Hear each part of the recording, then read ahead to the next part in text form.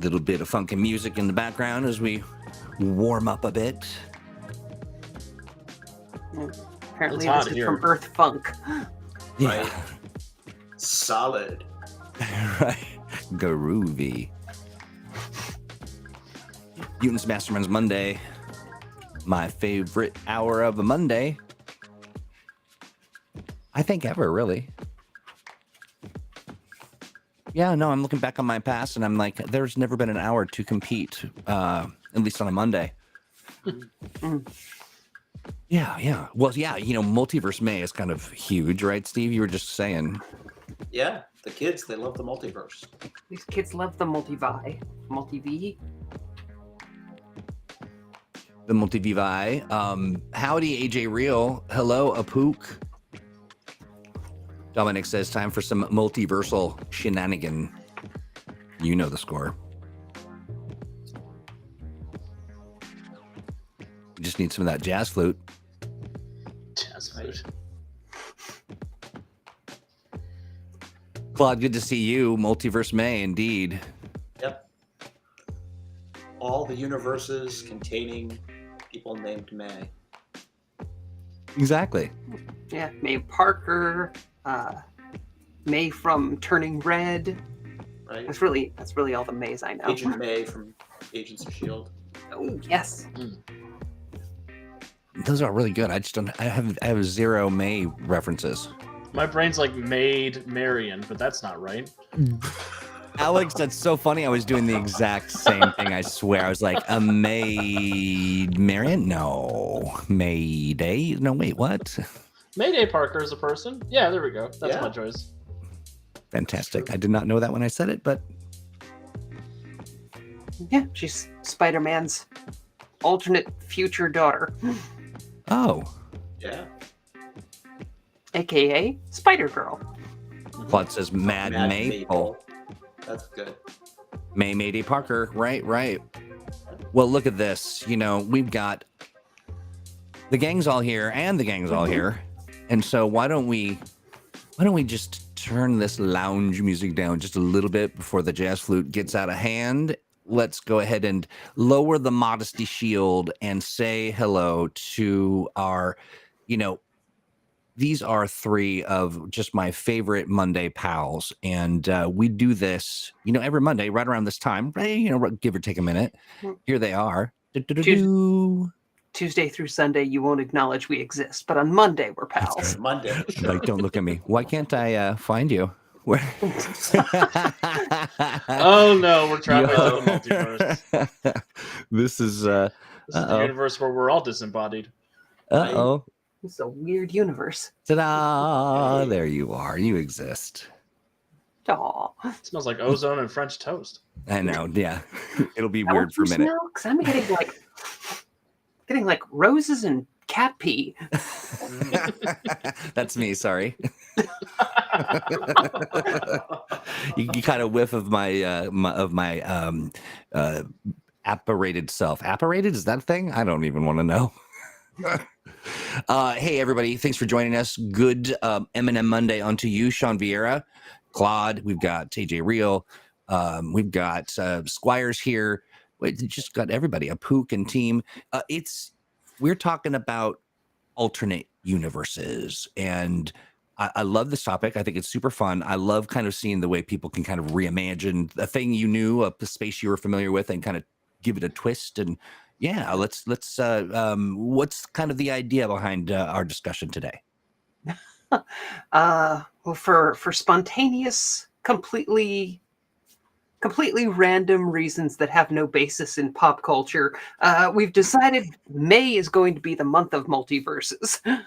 So we're going to touch on a bunch of different topics related to hopping across dimensions and tweaking timelines and things like that, all during the month of May. Steve and Alex and I have each written up a little mini pitch for an alternate Freedom City dimension that is, you can visit there or you can set your whole campaign there. And we're going to be publishing those on the Patreon this month. Mm-hmm. And today we're just going to kind of brainstorm a bunch of random alternate Earth primes. Yeah. If you do set your whole campaign in mind, please link me on Twitter so I can find out about it. Yeah. Yeah. Yeah. I can't wait for us to reveal that. But yeah, well, so here's a question: when people are thinking about, I have not really seen or worked with a GM yet that has, just kind of completely reinvented an alternate sort of reality or I haven't met somebody who did it as a one-off. There's some people who've done some real deep backstory and kind of built that kind of stuff. Does it always have to be that big? No, No, it doesn't have to be. you can choose to just have an alternate timeline or another dimension where you pick one event from the campaign history that didn't happen, and the heroes are dropped into that weird scenario for a day, or dropped into a world where, for whatever small reason, somebody they know is either a powerful villain or, a villain they fight is a hero. It's just a matter of taking the familiar and adding one or two weird elements to it. Gotcha. Like, what would happen in a world where there was no Arctic fox? Alex would get rused a lot less, but Alex probably also wouldn't work at Green Ronin, so it's Right? I like that. Yeah. So Dominic's talking. Okay, let's see.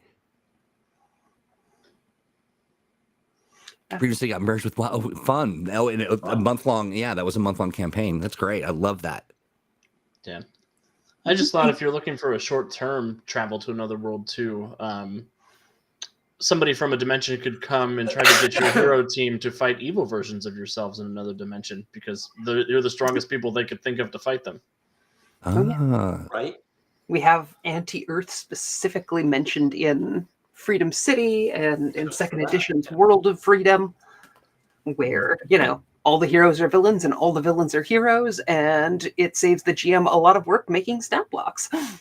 Mm-hmm. I dig it. Yeah. Let's see here. I've used it as a little.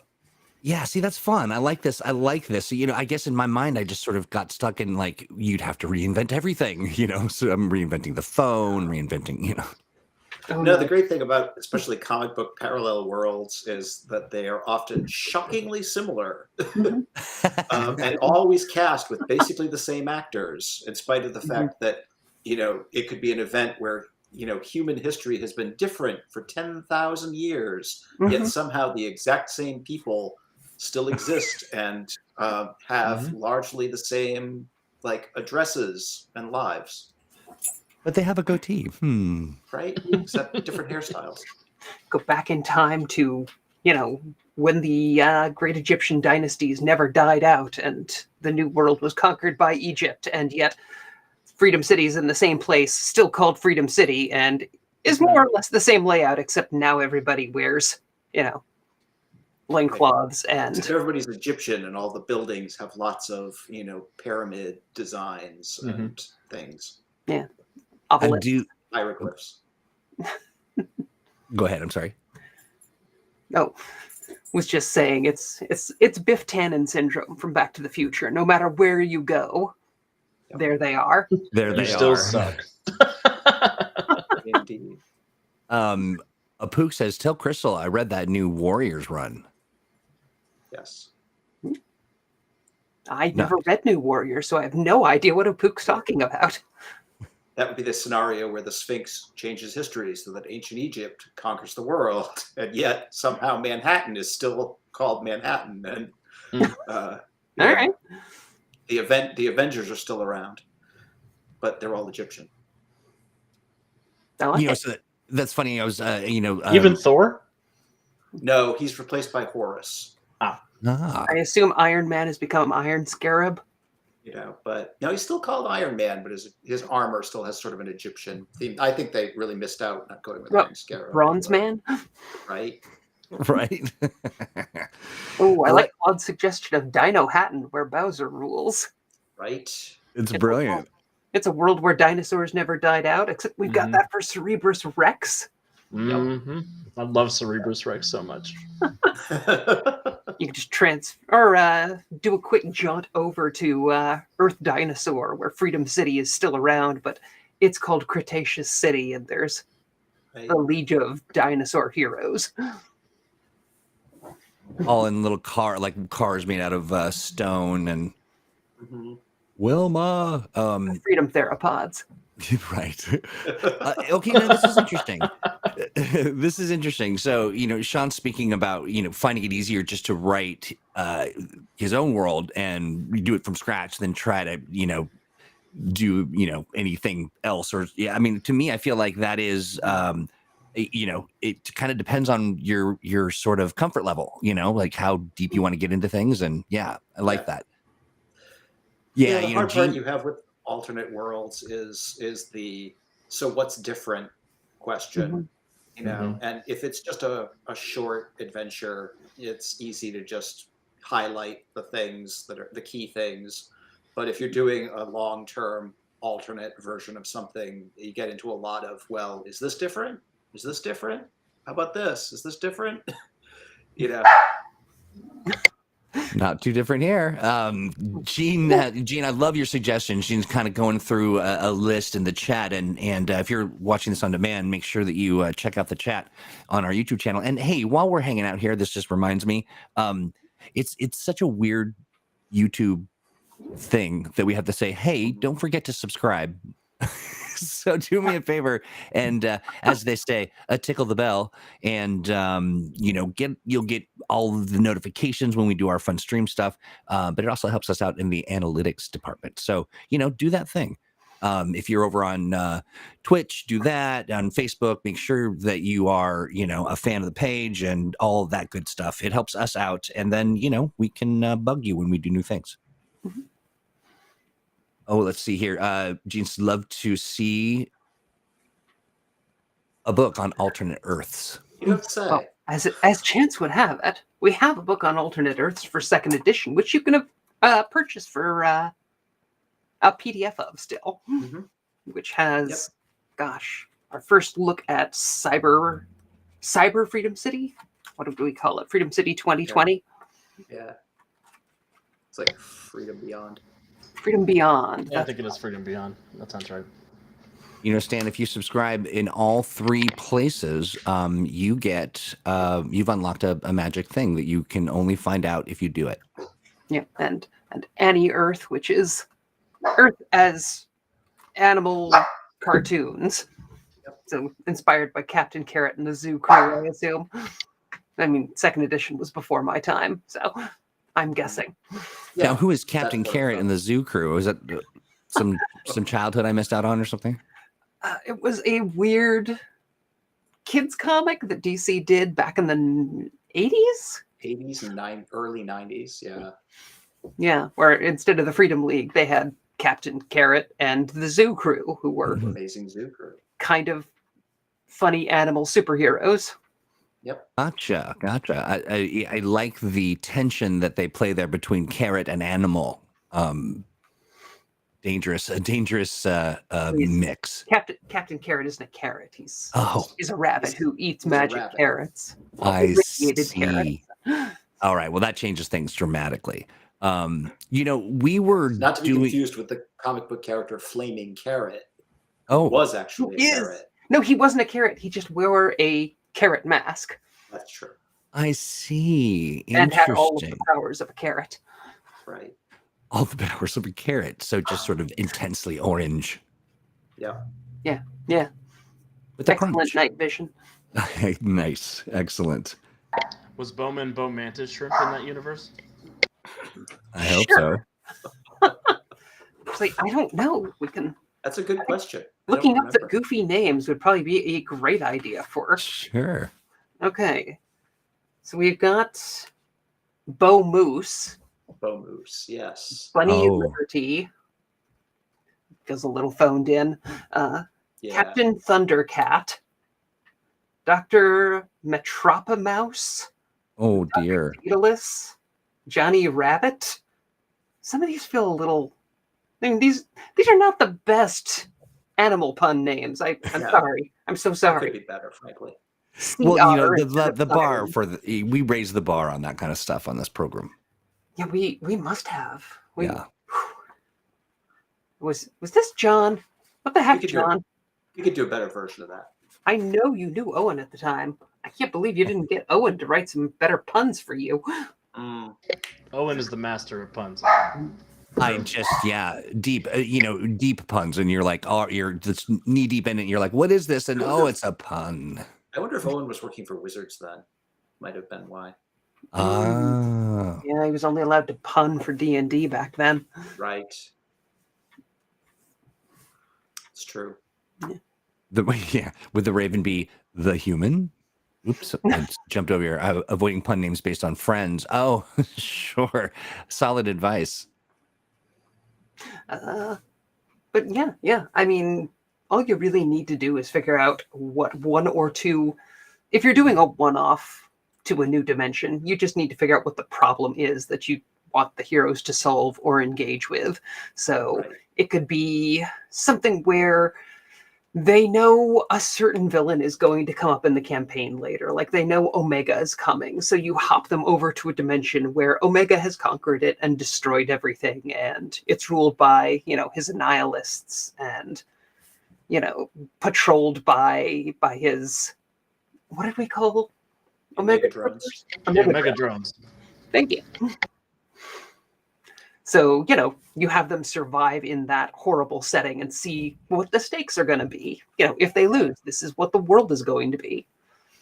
Or if you want them to, see some kind of goofy world where, everybody they know is a cartoon animal, that's a good excuse for like a lighthearted intermission. It's probably not the kind of thing where you're going to warn them about dire consequences. Right.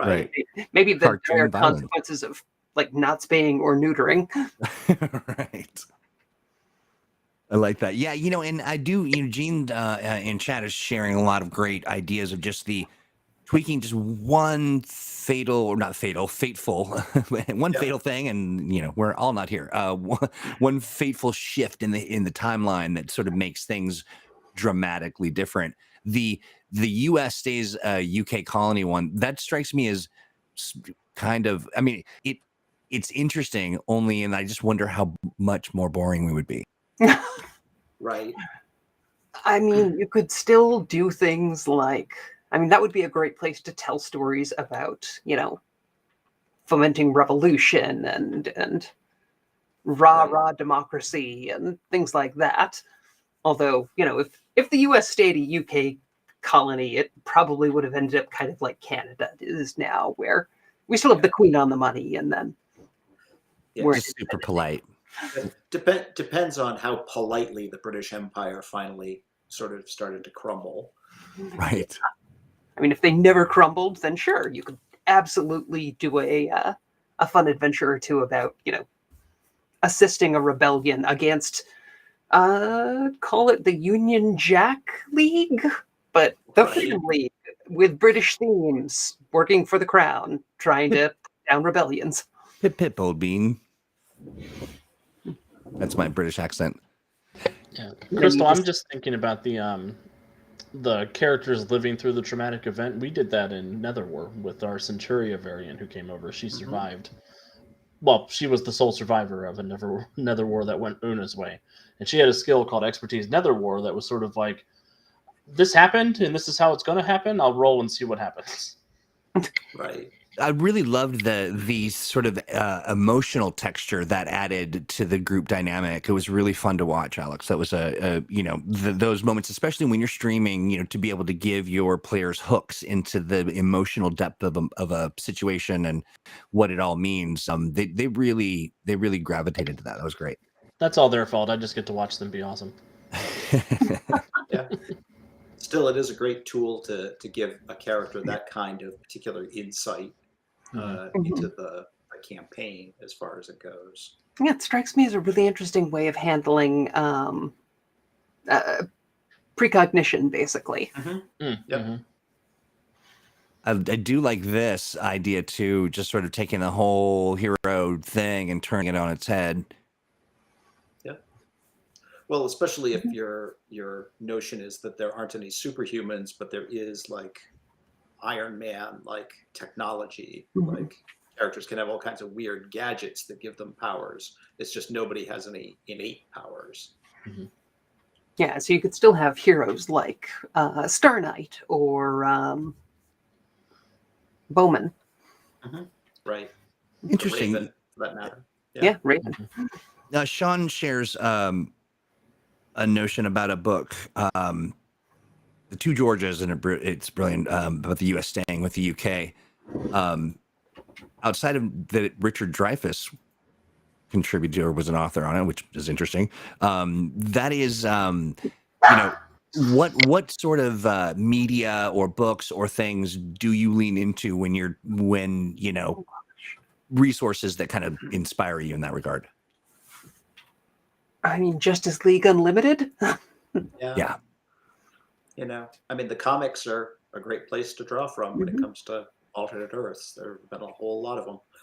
Yeah, I mean, a lot of what you're going to want to do is just figure out the kind of adventure you want to tell, and then figure out if it's something you tell in the real world that your players are from, or if it's something that requires massive changes, in which case you can blast them to another dimension or put clues somewhere in another reality that they have to go investigate to learn more about. Sometimes I feel like our chat is another reality. There is a hero that consistently plays a lead in the chat discussion, and it's Bowman. Yep. Always Bowman. Yes, there's already a movement for the Bowman Brigade that is the team of all of the Bowmen from all of the various Earths. Even Bowmoose? Right, even Bowmoose. Especially Bowmoose. Leading the team, Bowmoose. Right. How does Bowmoose shoot the bow? That's what I want to know. Right. Oh, it's between his Rubber band between his antlers. Yeah, definitely. Yeah. I mean, Feels duh, like Alex. slingshot. For slingshot. Don't think about it too hard. I like this Pook, yeah, but sometimes that one fan can be just a cacophony of thoughts, and just kidding, Cloud. All right, so knowing you can kind of do small little pocket universes and just little sort of a little sort of escape from the main storyline. When you're talking about doing the big thing, creating doing the whole universe over, and you picked a theme. It's everything's Egyptian, or it's something significant like that. It must be kind of a fun exercise, not something I've ever really done until this very moment, and start to reimagine bits and pieces of your world through the lens of this new space. That's kind of fun. Also, could spend a good, third of your life doing that. How do you balance all that? It's easy for that to get out of control. Yeah. Yeah, it's usually easiest to just make some small notes and, just focus on the things you're going to use. Like if you're traveling, like chat suggests, Italy stays neutral during World War II. Well, figure out how that changes your world. You know what? I don't know enough World War II history to have any idea how Italy Where's Primus when we need him? Right? Yeah. He'd already have that all whooped up. He's probably working on it now. But let's say you've got, Rome discovered America instead of Chris Columbus and conquered that, and now the Roman Empire is still around, and the Americas were heavily influenced directly by Rome instead of like Rome as interpreted by later Europeans. And so, the American Empire is led by its own Caesar, and it's not like you're going to need to write 2,000 years of Roman American history. You just need to know, like, my heroes are going to arrive in this city, and these are the NPCs they'll probably interact with, and here's the villains I want them to fight, and they're going to fight the local super Praetorian, and I like that. Crystal, I need you to know the journey you just took me on. I was like, oh, it would be the Western Roman Empire, right? What if it was the Western Roman Empire set in the Old West? It was Roman cowboys. Oh no! Right? There are no hotels, only Best Westerns. Mm-hmm. Big Roman galleys with the guy banging the drum, but it's horses lashed to the oars. Yeah. This town ain't big enough for the both of us. It's a train, Jeez. John brings up an interesting point too, that I'm imagining if you really sort of look at a major plot and that you have come in at an angle that you don't normally, like, this is like, the villains that won kind of thing. You like coming in on the other end of that, trying to figure out what the heck is going on in this alternate space and why is it so weird. It's just it looks normal, but there's an edge or whatever. That's really super fun. I'm thinking about too, like making it a mystery for the people that for your players. That seems like a good place to grab a lot of content. Yeah. I mean, if you're interested in dimension hopping campaigns, I would definitely recommend Exiles. It's a fun comic about alternate versions of X characters who get assembled to leap across realities and have bizarre adventures. Yep. You've got like adorable, squishy animated Wolverine and gosh, who else is on the team right now? I don't even remember. Yeah, they had a lot of different versions. There was, the old and cynical, Ms. Marvel. Wow. I'm sorry, Claude's just killing me dead. That is just the dumbest, funniest thing I've ever heard. As Romans, countrymen, ye me your halls. The worst. Kaiju Earth. I'm changing my Freedom City. Right. I'm changing my idea. All right, so I think we've established what you need to do is pick 2 random ideas, mash them together, and just let chat go crazy. That's right. Pretty yeah. much. So let's go with raccoons and the Napoleonic Wars. Ooh. Chat. That's your alternate universe. Yeah. What do you think of that, Claude? But a version of Earth Prime where there's no Starhaven and the Star Island refugees were fully integrated into the population. Oh yeah, that's a great one, man. That's a great idea. Whoops, that's a really good one. And then you would have, Capital City from Supergirl, basically. Basically, there's a alien refugee contingent within the city and trying to integrate, and politics getting really aggressive about it. This is a good one too. Freedom City State. The Freedom City State, yeah. Mm-hmm. So we've got the Napoleonic Wars and raccoons. Plus, is a fairly tall raccoon is leaving the French. Yeah. Yeah. And I think it's important to remember it doesn't have to be a huge change to make this alternate world. It could just be something different with one character. Like, what if Icarus survived instead of Daedalus? Oh, yeah. And Icarus is a descendant trying to live up to his father's legacy. Right? Yeah, that's well said. Yeah, interesting. Yeah. And it could be, that could end up being something very similar to the Earth Prime we know, or something very, very different. Or an Earth Prime where the original Raven died fighting Dr. Zinn before, before getting married. So there's never been any second Raven. And so I imagine Freedom City's mobs are a lot more powerful since they were the primary thing Raven kept in check. There'd be no Claremont Academy either. Oh, yeah. Interesting. Or somebody else would be running Claremont Academy. But if there was one. Yeah. I love it when I can still, I wouldn't love be it when I can spot family. Oh, sorry, go ahead. I'm going to say Conqueror Worm wouldn't be undead. He just would have, conquered Freedom City's underworld and become a major player and become the kingpin of our time. Right. I love this, David, when I can spot Mutants and Masterminds Monday family, because we had this conversation just a little, when we just opened the show, just kind of talking about dinosaurs and taking over the city and all that, or just being, it's the city. There was a great episode of Ninja Turtles where they go to an alternate dimension where they'd never been mutated. Mhm.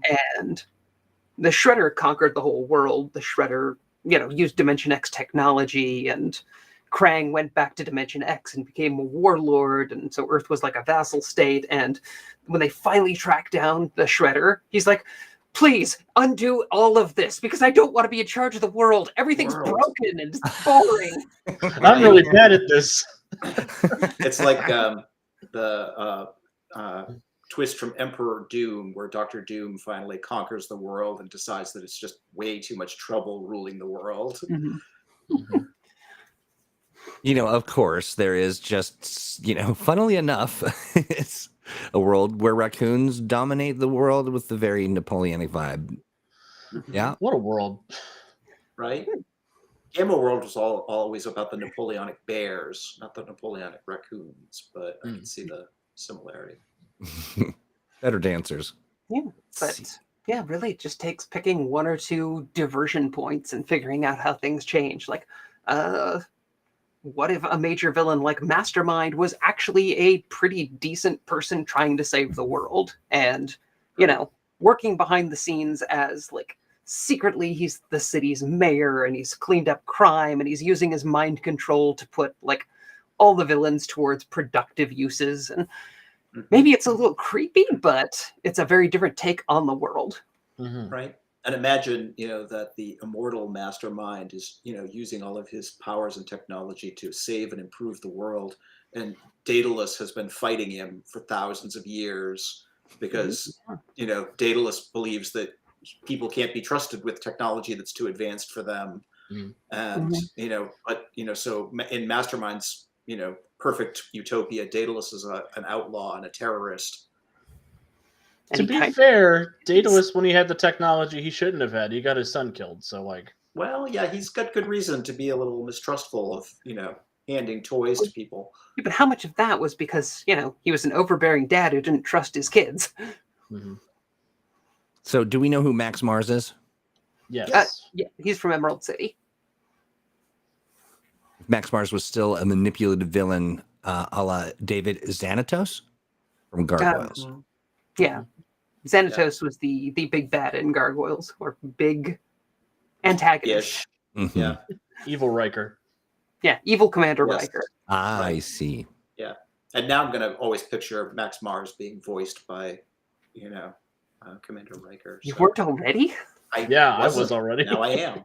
And now I see Max Mars sitting down weird in chairs. Right. Always stepping over chairs. Yeah. Flipping them around. Yep. I'm playing Emerald Totally City gonna be a right thing now. now. You can't do that to me.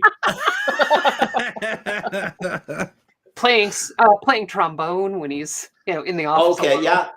It's true. Actually, Max Mars is totally into smooth jazz. I mean, that's kind of obvious. Flirts with anything with a pulse. Oh. Freeze. Good stuff.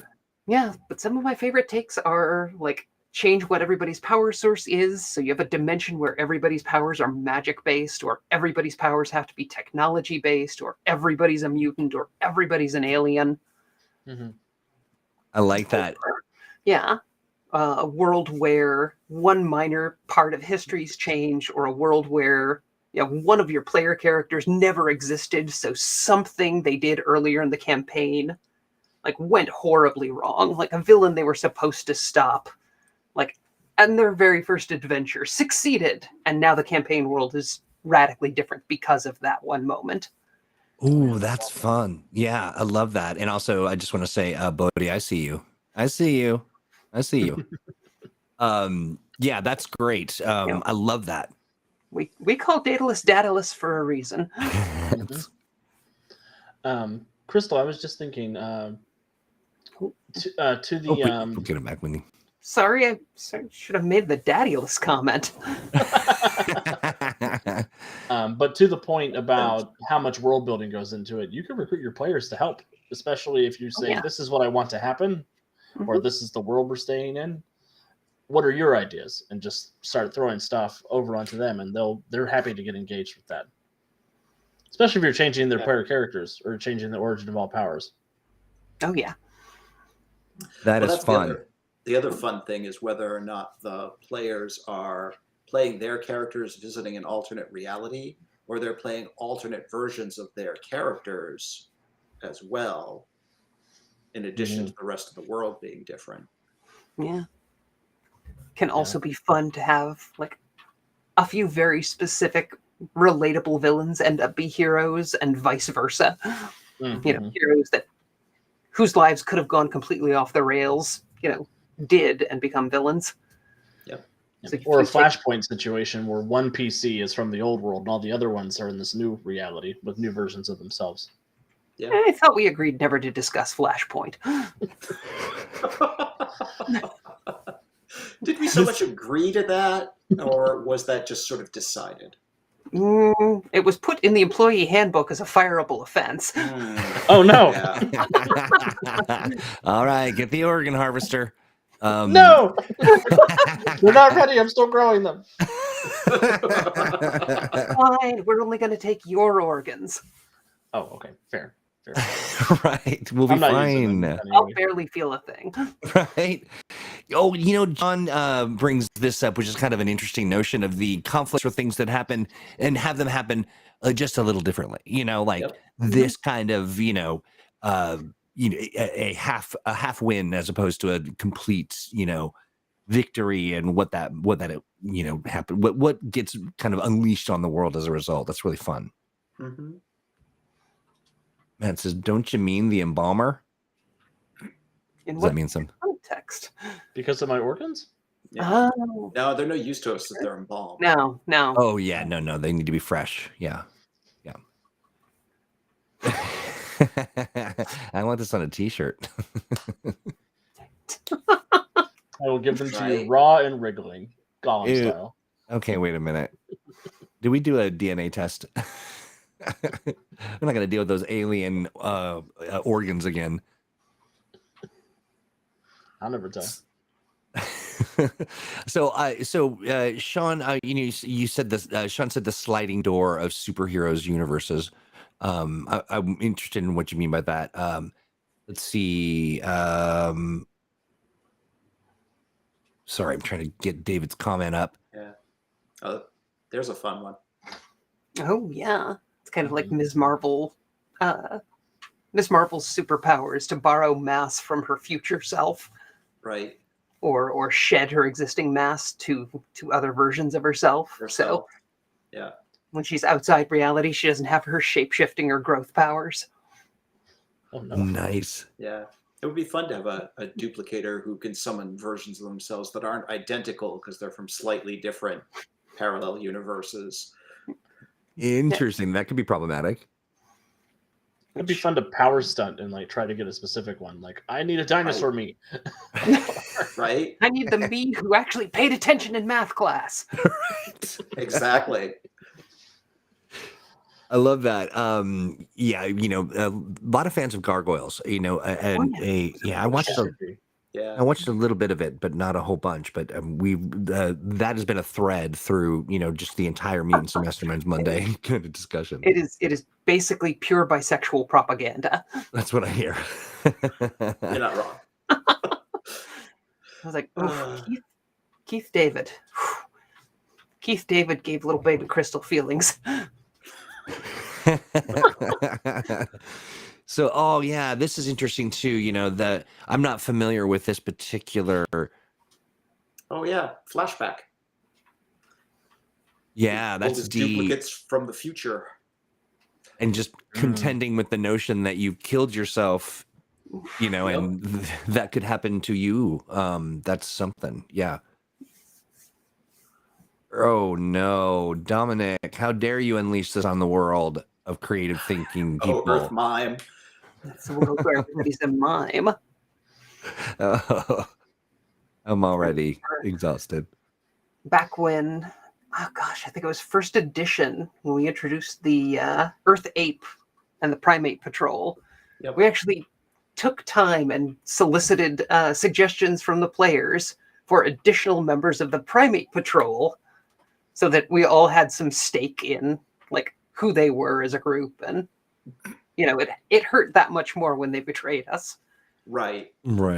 My suggestion was the mandrill.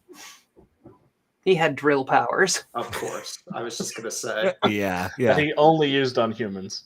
Spinning is a very underrated superpower. Spinning is a very underrated superpower. It's absolutely true. Oh, that's funny. I'm just thinking of if that's what you do is just spin. No, 5 I hours mean- later, you're like, I'm almost down. I'm almost down. It's making a hole. Oh, that's super funny. Let's see some of the NPC work on the play. Oh yeah. Sure, we why go. not? Alternate universe where everybody has spinning powers instead of their current superpowers, but they're right. differentiated enough that the Liberty League still has a bunch of different. What is the what was that game when you were a kid, or when I was a kid anyway? But you pulled the thing and they'd fight. They kind of bounce off each Beyblade? other. Beyblade? What was it? Beyblades? Is that what that is? That's The, not the ringing battle a bell. but- Yeah, Battle Yes, that's Yeah. it. It's Battle There you go. Tops. Yeah, Earth That's it. Beyblade. I'm Yeah. picturing Johnny Rocket cartwheeling really fast to get places. Right. Well, there we go. A dimension where nobody has superpowers, but everybody has caught a Pokemon basically that has the powers they have in other worlds. Right. That'd be cool. Sean, that might have spinches. That might I have think been I it. remember this from the 90s. Yeah, I think so. Something Yeah. like that. Yeah, I Or, think and Beyblades also- were my generation. What was Yeah. the horrible Barbie weapons that you'd pull the thing and they'd fly up and get tangled in your hair or just fly Oh, directly into a Sky fireplace? Yes, that's it. That is just people almost being great, just flying into fires, flying over cliffs, and then yeah. Oh yeah. Let's see, a world where everyone has superpowers except the heroes, villains, of the players. Oh, interesting. Yeah, a little. What a It would be twist. it would be kind of cool to see the players go to a world where they don't have powers, but their loved ones have powers, Mhm. Mm, and how that's changed. yeah. This is really, really good stuff. And so, World where your Aunt May or your adorable child that you've been trying to shield from the horrors of your superhero life are the ones who actually have superpowers, and they're trying to keep you in the dark. I remember that there being a Aunt May with powers comic. I'm trying to remember the name of it, but yeah, There have been several. yes, yeah. Spider May. Yes. My all-time favorite is still Aunt May as the Herald of Galactus. That's the one I'm thinking of. I've That's seen it. that one. I've not seen that one. Yep. That is it. This is yeah. These are really, really good.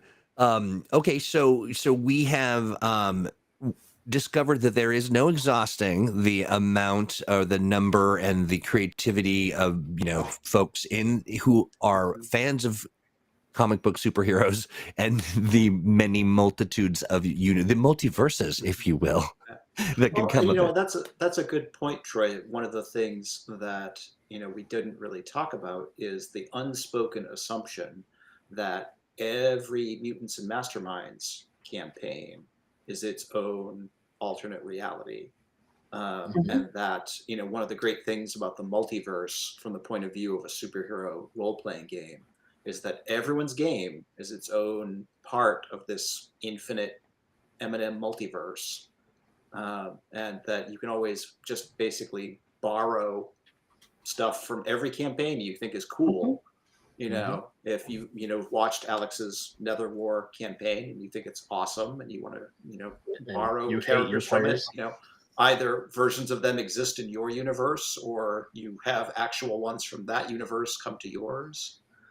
I love that aggressive remixing and sort of, that is really fun. And it is a unique way to sort of pay homage to the things that you love about a particular story or kind of elements of a plot that you enjoy. Yeah, that's great. Like, I want to go to here. Right. Well, it's like the YouTube video where somebody remixed Adam West's Batman into the Batman movie. Oh, I haven't seen it. That's right up my alley. I love that. It's so fun. Just campy and goofy. Yep. Very enjoyable. I miss when Batman was fun. Yeah, right. It took a different angle in the latter part of the character development arc. I wish he would joke again. Why so serious? I mean, Kevin come on. Conroy would tell jokes every now and then. Yeah, I kind of miss when he had his own little dance. Oh, the Batusi. Oh, the Batusi. Yeah. Those were the good old days. Thank you, Apuk. I'm presuming that's a link to the. Oh no, that's horribly not suitable for work. Right. Oh dear. Oh my. Oh, This is great. Let's see. Sean says, well, it does not work. It does not work as my campaign are general. Let's see. But when playing a campaign that does comic book time, it's fun to visit a dimension where the campaign moved in real time. Yep. yeah. I dig it. Okay, so why don't we look into the future of this program, and what are some of the things that we're touching on, and folks who are listening and watching, if you've got what are some aspects of the multiverse idea, the notion, whether it's like how you get there, time travel, I don't know. Heart on the okay, good, thank you, Stan. But let's talk a bit about like what we can look forward to as we unpack this over the month of May. Well, I believe next week we are looking at, how to prepare your players for multiversal campaigns. Yep.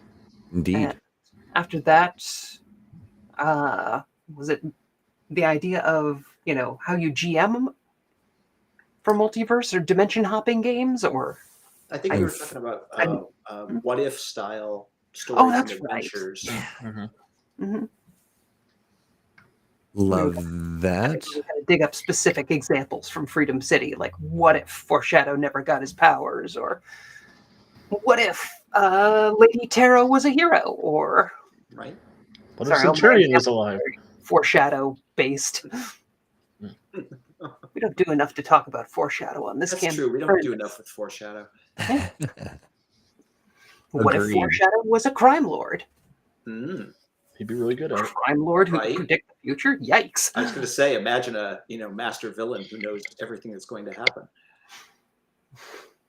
Doing a little upload magic here as we Stan being Stan, the wonderful Stan. Oh, what has he done? He's done a thing for us. Ready? Here we go.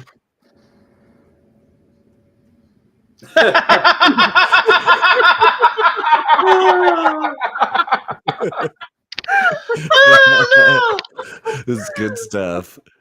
I love it. Well, you slain Alex. Stan, you which broke Alex. You broke him. You right and truly you busted him. Oh, no. I love that. Let's see.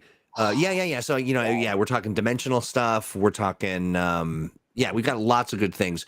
And and I think in the context of what do you do with all of this?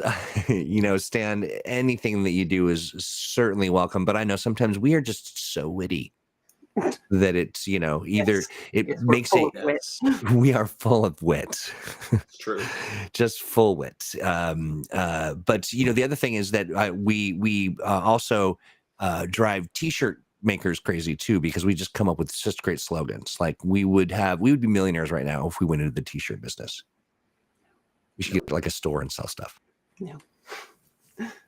So the other thing I was going to mention was, we do have some interesting stuff cooking on the Patreon. Mm-hmm. We do. We do indeed. And, we unleashed a poll, and, shall we? Shall we? Oh, yes, that's right. Do it.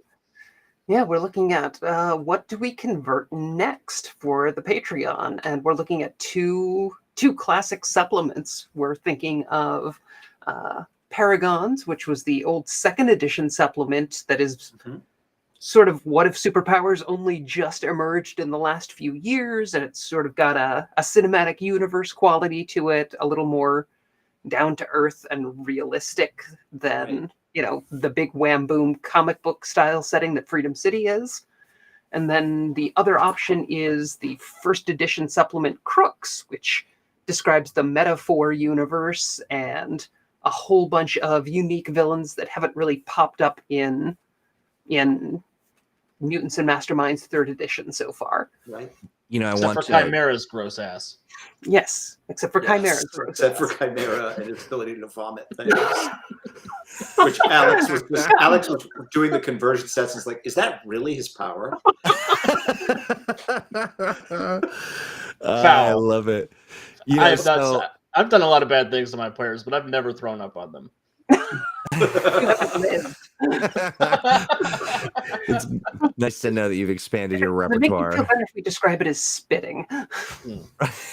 Even that, though, that is. It comes from the stomach. It doesn't come from the throat. Ooh. It comes from his gallbladder. Oh, I see. That does make it much better. I'm glad you More like clarified. spewing bile at people than vomiting on them. Right? Right? Yeah. Better?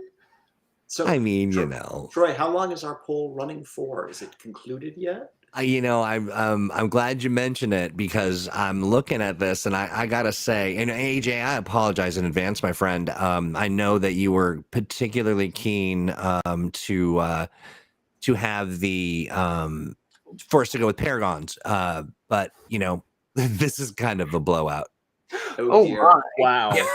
People are gonna have to get over there and vote if they really want Paragons. Yeah, I mean, how much more time should we give our friends seeking to tip the scales? Because this will take a lot of work. Mhm, to be sure. Yeah. Yeah, give it till Friday. Give it till Friday. Okay. Yeah. All right. Paragon fans like to sleep in on weekends. That's Mhm. true. That is true. Or they're just so busy, you know, kind of doing fun stuff. But yeah, no, people were very, very excited, and we were excited to do that. And each one of the books have like over 50, you know, characters and that we can share. That's Yeah. It'll be a project. absolutely. Yeah, that's great. Well, you know, and again, I apologize, AJ. I know, you know, I mean, it's not too late. You know, you've been given you know, nearly a full week to kind of go out there and rattle those cages and get them votes. Hit that I pavement. think you can do it. Hit that pavement. You know what you should do, AJ? You should get 50 new patrons for the Patreon. That would definitely turn the tide. Yeah, That really would. turn that We do tide. it just we do it just because. Yeah. But that's just how we roll. Yeah. So we've got that cooking. We've got we also sat down and we had just an extensive discussion about what's going to happen on the Patreon. We've scheduled some actual plays. We've scheduled some you know, surprise pop up out of the bush kind of moments for people who are members of the Patreon. You never know. I'm just We're gonna stop right out of the bush. Yes, but they get to pay for it. So that's Have you heard the good news?